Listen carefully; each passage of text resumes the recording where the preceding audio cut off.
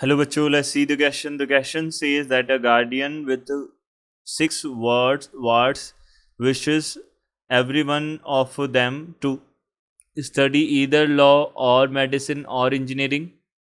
Number of ways in which he can make up his mind with regard to the education of his wards if every one of them be fit for any of the branches to study, and at least one child is to be sent in each discipline is.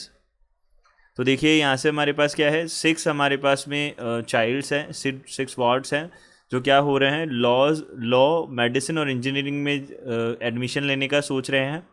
तो हमको बोला है कि सब के सब जो हैं वो फिट हैं किसी भी ब्रांच में एडमिशन लेने के लिए, और हमको बोला है कि एटलीस्ट वन चाइल्ड तो हर ब्रांच में होना ही चाहिए, हर डिसिप्लिन में होना ही चाहिए. ये तो हमको नंबर ऑफ़ वेज बताने. देखिए सबसे पहले हम की कॉन्सेप्ट की बात कर लेते हैं. की कॉन्सेप्ट हमारे पास क्या होगा, यहाँ पे हम की कॉन्सेप्ट यूज़ करेंगे ग्रुपिंग के मेथड्स. तो हम यहाँ से बोलेंगे number of ways of grouping of n plus p plus r things into n p and r things.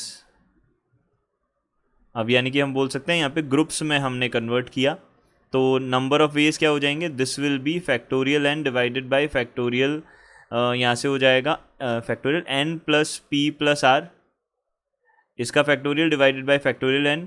यहाँ से हम बोल सकते हैं फैक्टोरियल n, फैक्टोरियल p और फैक्टोरियल r हम बोल सकते हैं. यहाँ पे तीनों का मल्टीप्लिकेशन नीचे आ जाएगा.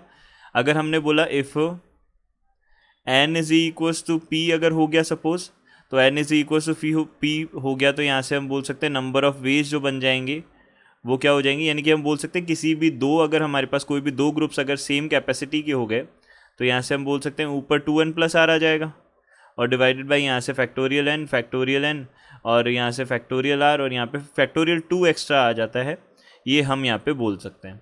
तो ये हमारे पास नंबर ऑफ़ वेज होंगे इसके. अब देखिए यहाँ पे हमको बोला है, क्या बोला है हमारे पास में, हमारे पास बोला है कि हमको एटलीस्ट वन चाइल्ड तो हर में होना ही चाहिए. तो हमने सबसे पहले बोल दिया लॉ, मेडिकल और इंजीनियरिंग, ये 3 हमारे पास में ब्रांचेस हैं, ये 3 डिसिप्लिन्स हैं हमारे पास. अब देखिए हम यहाँ पे क्या अज्यूम कर लेते हैं, सबसे पहले केस फर्स्ट. देखिए केस फर्स्ट में हम ये अज्यूम कर लेते हैं, अब हम ग्रुपिंग से इसको करना चाह रहे हैं, यानी कि हम सबसे पहले ये डिसाइड कर लेंगे कि इस ब्रांच में इतने चिल्ड्रंस होंगे, और फिर उसके बाद में हम उसको सॉल्व कर लेंगे. तो हमने बोला यहाँ पे सबसे पहले हमने बोला कि लॉ में 1 हो गया सपोज सबसे कम, देन उसके बाद में जो हमारे पास में मेडिकल है उसके अंदर 2 हो सकते हैं, और जो इंजीनियरिंग है उसके अंदर कितने हो सकते हैं, हमारे पास में 3 हो सकते हैं. ये हमने बोला कि हमने लॉ में 1 डाल दिया, मेडिकल में 2 डाल दिया, और इंजीनियरिंग में हमने क्या डाल दिया, 3 डाल दिया. अब देखिए हम क्या करेंगे यहाँ से, ये हमने बताया. अब इसके बाद में इसके भी हम क्या कर सकते हैं, इनको भी हम चेंज कर सकते हैं. ऐसा हो सकता है हम 3 हमने लॉ में डाल दिए, और है ना मेडिकल में हमने 2, मेडिकल में हमने 1 डाल दिया, और इंजीनियरिंग में हमने 2 डाल दिया. तो ये टोटल हमारे पास फैक्टोरियल 3 वेज हो जाएंगे इसके भी. तो ये हम जो फैक्टोरियल 3 वेज है वो हम बाद में काउंट करेंगे. पहले हम ये देख रहे हैं कि ग्रुपिंग में हम डिवाइड करें अगर, तो कितने कितने के ग्रुप बन सकते हैं. तो 1 2 3 टाइप का हमने ग्रुप बनाया. अब उसमें क्या हो सकता है, अब ये चेंजेस हो सकते हैं कि 3 हमारे पास लॉ में आ सकते हैं, 1 हमारे पास में इंजीनियरिंग में आ सकते हैं, वो चेंजेस हम बाद में कर देंगे. पहले हम केवल केसेस बना रहे हैं. तो हमने बोला कि अब ऐसा भी हो सकता है कि चारों के चारों एक में ही डाल दें. तो 4 1 1 हमने बना दिया सपोज. तो अगर हमने मान लो 4 1 1 बना दिया, या फिर हम केस थर्ड बोल दें. अब ऐसा जैसा हमने पहले वाले के लिए बोला वैसा ही हम इसके लिए भी बोल सकते हैं कि हमारे पास में ये 4 जो है वो इंजीनियरिंग में भी हो सकते हैं. तो इनको हम बाद में कंसिडर कर लेंगे. तो हम ये बोल देंगे ये फैक्टोरियल 3 वेज होंगे हमारे पास, ये भी हमारे पास फैक्टोरियल 3 वेज, ये हमारे पास फैक्टोरियल 3 वेज होंगे. ये भी हमने बोल दिया ये हमारे पास फैक्टोरियल 3 वेज हो जाएंगे. और इसमें हमको क्या करना होगा साथ में, अब जो ग्रुपिंग वाला जो मेथड है उसके अकॉर्डिंग हम इसमें 2 का डिवाइड भी करेंगे, क्योंकि 2 आइडेंटिकल है, तो वो हम बाद में कर देंगे. तो अब उसको हम कंसिडर कर लेंगे बाद में. तो अब इसके बाद में हमको बोला है यहाँ से, देखिए अब हमारे पास में जो नेक्स्ट है उसके अंदर क्या हो जाएगा, उसके अंदर हम क्या ले सकते हैं, 2 2 2 भी ले सकते हैं, तो ये भी हमारे पास एक वे हो जाएगा। इसके भी हम 3 फैक्टोरियल बोलेंगे, बट जो हमारे पास ये तीनों सेम है उसके अकॉर्डिंग हमारे पास ये क्या होगा, 3 का डिवाइड भी होगा फैक्टोरियल 3 का, और वो हम अगले स्टेप में कर देते हैं।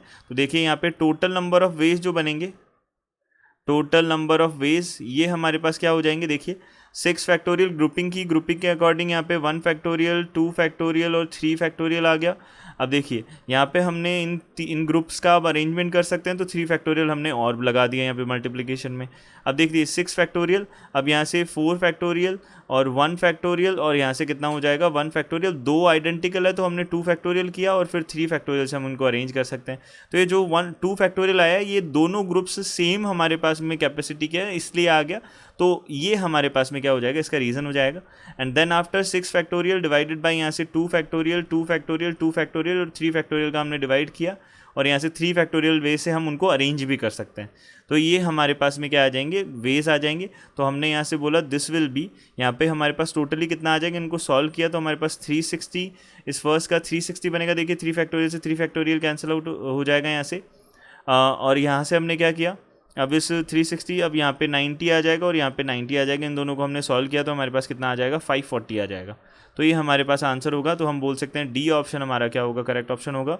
D option will be our correct answer. I hope you understood it well. Good luck, thank you.